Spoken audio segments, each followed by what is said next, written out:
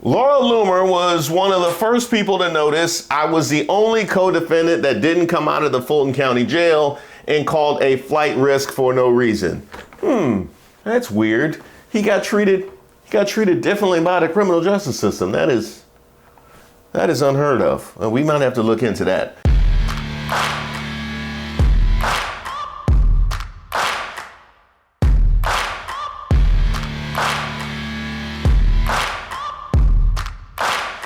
Hi, welcome to Racist of the Week. My name is Reese Waters. This is where we expose the stupidity and hypocrisy of discrimination in hopes we can build a more perfect union. And also laugh. As usual, I would like to thank today's sponsor, Racism. And don't forget to like and subscribe to the page, and definitely leave me any possible suggestions for nominees in the comments, or email me at reese@reesewaters.com. And special shout out to all the new members of the channel as well. I'll be putting a poll in the members section to award the actual Racist of the Week. Today's nominee, Marjorie Taylor Greene and Laura Loomer and Harrison Floyd. That's right, all of them. Let's dig in. Former Black Voices for Trump Director Marjorie Taylor Greene called me the N-word. Now, I want to first of all give a shout out to Midas Touch, because I tried to find more resources on this whole back and forth, and they apparently were the only ones that chronicled all of the drama and all of the tea. So shout out to them. Now, you guys probably remember that smoke between Laura Loomer and Marjorie Taylor Greene, don't you? Hey, Marjorie Taylor Greene, remember when you destroyed your family so you could have sex with a Zangief cosplayer? Now that's funny. That's what you should have just went with it off the top. I don't know why you had to bring Kamala Harris into it. There's your A material. Why are you burying your A material in the third tweet? That was good work. Remember when you destroyed your family so you could have sex with a Zangief cosplayer? Who's writing her stuff? Tell me again how you and the Arby's in your pants are representatives of the GOP.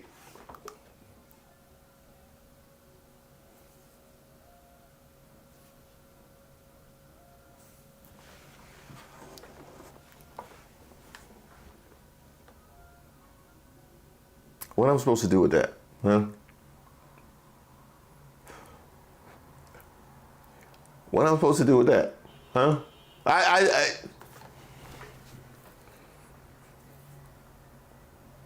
Why do I have to pick a side here? You know what? Why? I don't want to give her. You know what? I'm a man of integrity. Arby's didn't deserve that. Now, there was one salvo that was lobbed at Marjorie Taylor Greene in the midst of all of that, claiming that she had dropped ends and that she might be able to provide proof. What I didn't know at the time and in the immediate aftermath was that the gentleman in question, Harrison Floyd, actually had been weighing on this the entire time. Here you have Harrison Floyd, the former Black Voices for Trump director and Trump co-conspirator, coming to Loomer's defense and saying that Greene's ends were directed at him after he issued a potential primary challenge. He posted, Laura Loomer was one of the first people to notice I was the only co-defendant that didn't come out of the Fulton County Jail and called a flight risk for no reason. That's weird. He got treated differently by the criminal justice system. That is unheard of. We might have to look into that. She personally reached out to my wife for support and helped raise awareness for my defense fund, now over $300K. If Laura is racist, she is bad at it. Harrison Floyd, she definitely is racist, and she definitely is bad at it. I would actually split the difference with you. There's no question that she's racist, because we have evidence. We have photographic evidence. We have screenshots. And we even have video. Far-right candidate Laura Loomer. I'm Laura Loomer. I'm a senior at Barry University. Long known to South Florida after secretly taping and accusing a Barry University professor of supporting ISIS, just winning the Palm Beach primary. And despite describing herself as a proud Islamophobe who has been banned from Twitter, Facebook, and Instagram, the president supporting her. So she definitely is racist. But as far as her being bad at it, I would actually happen to agree. I would happen to agree. And in fact, one of the things that I said was the fact that she's using anti-black racism at a woman that she's swearing is Indian is just wildly inconsistent. And yeah, she is bad at it. Marjorie Taylor Greene has no room to call anyone racist or talk about what the Maga community stands for when she refers to me as a N in private. She's never publicly supported me and tried to save her own skin. Our country, many serious issues. You know, honestly, if I didn't know Harrison Floyd, I might drop ends just based on how this was written. I mean, honestly, maybe she didn't even know what you look like, Harrison Floyd. Maybe she was just responding to your writing. Maybe that's where she was coming from with it. Our country, many serious issues, yet anytime Marjorie Taylor Greene is in the spotlight, it's always an issue of race/racism. We can't trust rhinos to do the right thing. We can do better. Well, that was an interesting thing to say. Whenever she's in the news, it's always an issue of race or racism, because she is the one that lobbied the initial accusation at Laura Loomer. I haven't known her to be a frequent patrolman in the racist streets. In fact, I think this was her first shift. So that was interesting. He actually continued, I beg your pardon, Marjorie Taylor Greene, given the things you've said about me in private, you have no room to call Laura Loomer or anyone else racist. If you want to talk about racist Republicans, instead of improving election integrity in Georgia, we can do that. Let's start with you. Yes, a member of the Georgia GOP Executive Committee that was helping me explore running for Congress will go on record, not the only one that knows or has brought it to my attention. Now, here is the reason why everybody is nominated and not just Marjorie Taylor Greene. So what I understand is that you were aware that Marjorie Taylor Greene had dropped ends. Laura Loomer was aware that Marjorie Taylor Greene had dropped ends, but it was perfectly fine until she very correctly identified Laura Loomer's comments as being racist. Here's the first problem. What about Marjorie Taylor Greene dropping ends makes Laura Loomer not racist? Like, that's the wildest thing to me. That is logic so crazy. That would be like arguing that Kamala Harris being Indian somehow makes Donald Trump black. Like, I'm trying to figure out what is the lot, like, how is that a suitable, well, you racist too? Like, okay, so now we're both racist? How is that a win for you? But it's actually much, much worse, because the only thing that I can conclude is that you were fine with it until you had a personal issue with Marjorie Taylor Greene. So you don't actually have a problem with her dropping ends. You have a problem with her stepping out of line after dropping ends. So Harrison Floyd, you were fine with the racism, and Laura Loomer was definitely fine with the racism. No question, she was fine with the racism. She was just waiting to pull that out, which means it wasn't even something that was far from her mind. It wasn't like, she didn't go through days of digging through files, trying to figure out where she could come out at Marjorie Taylor. It was right on Front Street. Right on Front Street. So you're all telling me that you're fine with ends. Just don't accuse me of being racist. Then he goes on, you might be able to hide from the people of Georgia 14 in your DC office, but I live here. Retract and apologize for your own racist, insensitive comments now, or I'll come to the Hill for it in person. Let me know if I need to get another member to escort me to the House floor or cloakroom. Now, Harrison Floyd, now you want an apology publicly for something that you knew had happened a long time ago. Now you want an apology.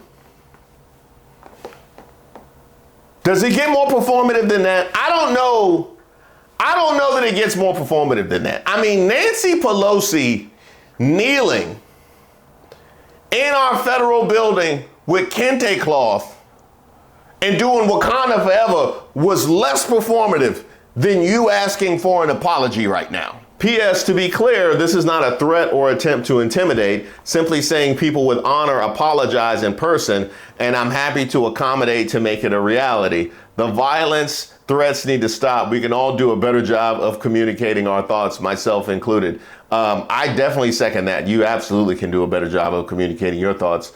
As far as you trying to clear up that it is not a threat or an attempt to intimidate, that is a wise move. Especially for somebody with your legal history. I could understand. My man has spoken to some attorneys. Yeah, my man has spoken to some. In fact, I'm pretty sure that tweet came from Greenberg and Betterman. That came from Greenberg and Betterman, or Science and Kirk, one of the two. Now, for clarification, last year, Harrison Floyd expressed interest in a primary challenge to Greene, but ultimately took the advice to handle his legal issues first. He hasn't ruled out a future challenge to Greene, who has expressed interest in running for a higher office. Lord help us. Is anybody else getting Carl Baxter vibes? I'm getting a lot of Carl Baxter vibes. Y'all remember Carl Baxter? You know, the Florida man that was called a slave. The lawsuit states the two companies were joint employers of Baxter and accuses them of racial discrimination, retaliation, and wage theft. Defendants intentionally subjected plaintiff to disparate treatment, race discrimination, and violation of Section 1981 by subjecting him to less favorable benefits, privileges, terms, and conditions of employment than those experienced by similarly situated non-African American employees. Okay, I'm gonna have to stop us right there. Now, the thing with him not getting paid is understandable. The thing with him being called a slave, yes, those are grounds for your lawsuit. But now you're hitting me with conditions of employment less than those experienced by similarly situated non-African American employees, less favorable benefits, privileges, terms, and conditions. But all of this was okay before they called you a slave and didn't pay you. Is that what I'm gathering? Is that what I'm gathering? Because I don't understand if you felt like you were subjected to less favorable benefits, privileges, terms, and conditions, why you were still there for them to call you a slave.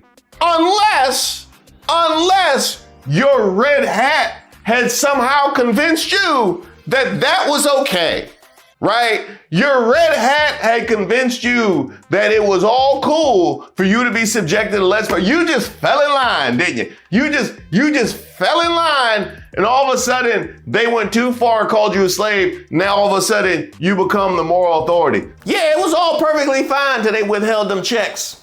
Yeah, it was all perfectly fine. Now we have not only a king, but a prince of the leopard face-eating ball. Congratulations. Now, Laura Loomer has offered to have Harrison Floyd on her show to share his story, but you know what? I'll save you the trouble, Laura Loomer. Georgia election racketeering prosecution. This should be good. Floyd was indicted along with Trump and 17 others in August of 2023 by a Fulton County grand jury and is accused of participating in a wide-ranging scheme to illegally try to overturn the 2020 election in Georgia. The charges against Floyd stem from allegations of harassment of Ruby Freeman, a Fulton County election worker who had been falsely accused of election fraud by Trump and his sycophants. Floyd took part in a January 4th, 2021 conversation in which Freeman was told she needed protection and was pressured to make false statements about election fraud. Stephen Cliffgard Lee, a pastor from Illinois, went to Freeman's home in December of 2020. he intended to claim to be offering to help her in order to get her to make false statements about what happened at State Farm Arena in Atlanta, where ballots were being tallied, the indictment says. After Lee failed to connect with Freeman at her house, he sought help from Floyd, a leader in the organization Black Voices for Trump, telling Floyd that Freeman was afraid to talk to him because he was a white man. Floyd solicited the help of Trevian Cuddy, who had worked as a spokesperson for R. Kelly and Kanye West, so clearly she's excellent and a good judge of character, too. She traveled to Atlanta from Chicago in early January 2021 to try to connect with Freeman. Cuddy arranged to meet Freeman at a suburban police precinct, and they spoke for about an hour, with Floyd joining the meeting by phone. Cuddy and Floyd told Freeman that she needed protection and that they could help her, but in reality, they were trying to influence her testimony and get her to lie about what happened at State Farm Arena.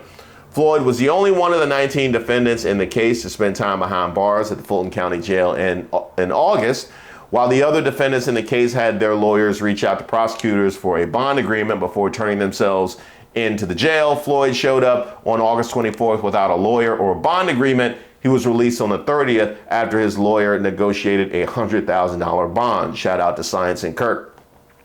Remaining a supporter of the former president, Floyd requested in February that his bond conditions be relaxed to allow him to work on Trump's 2024 presidential campaign. I guess that's what all of this is about, huh? I guess this is all, it's all helping the campaign. Additionally, he sought the court's permission to use the social media platform X for discussions unrelated to the case, following previous issues arising from comments about Freeman. In November 23, Fani Willis failed to revoke Floyd's bond, citing social media posts, which that was a good case. That was a good, she didn't have, now we got the evidence, Fannie. Now we got the evidence. We got the evidence.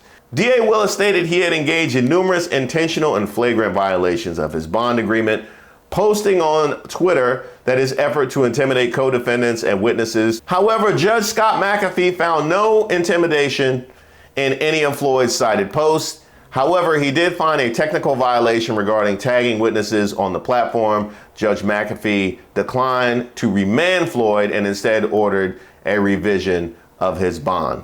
In addition to the charges in Georgia, Floyd also faces federal charges that accuse him of aggressively confronting two FBI agents sent to serve him with a grand jury subpoena. Well, Floyd, you're in very good company picking Donald Trump.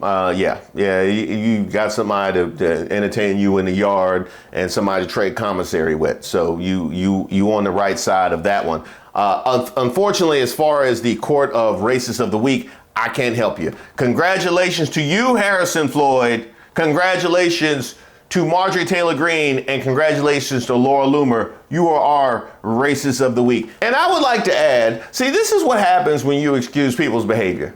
When you excuse people's behavior, when you engage in pick-me behavior, this is what happens. That's what happened to Carl Baxter, and that's what's happening to Harrison Floyd. Because now all of a sudden, you want to take a stand on racism, but how you look, letting this go this far, and then only deciding to come out with it to defend Laura Loomer's racism. How you look? I mean, come on. I mean, what do we even, this is the inevitable conclusion of pick me. This should be taught in schools. This should be taught in schools. It should say pick me lesson 1 and a picture of Carl Baxter, and pick me lesson 2 and a picture of Harrison Floyd. And in lesson 3 is going to be Mark Robinson. I'll tell you that right now. Oh, Rob Smith? Oh yeah, that's going to be advanced level. Now Candace Owens, man, she don't got a lesson. Oh, I got a text. Oh, Candace Owens, man, she don't got a lesson. Oh, I got another one. Oh, that's Rudy Giuliani. Yes, wrong number. Yeah. He's still trying to get the election overturned.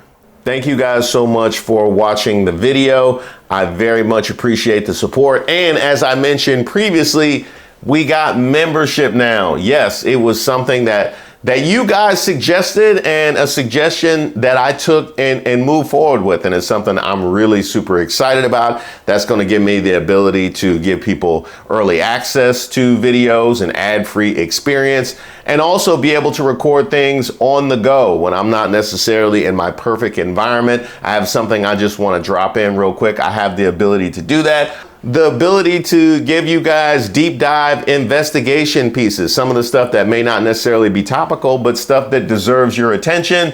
And of course, some of the uncensored content as well, because Lord knows the kind of stuff that I have to cut out of my videos can make pieces in and of themselves. Well, now I have the ability to do all of that. So sincere thank you to everybody that has joined the channel already.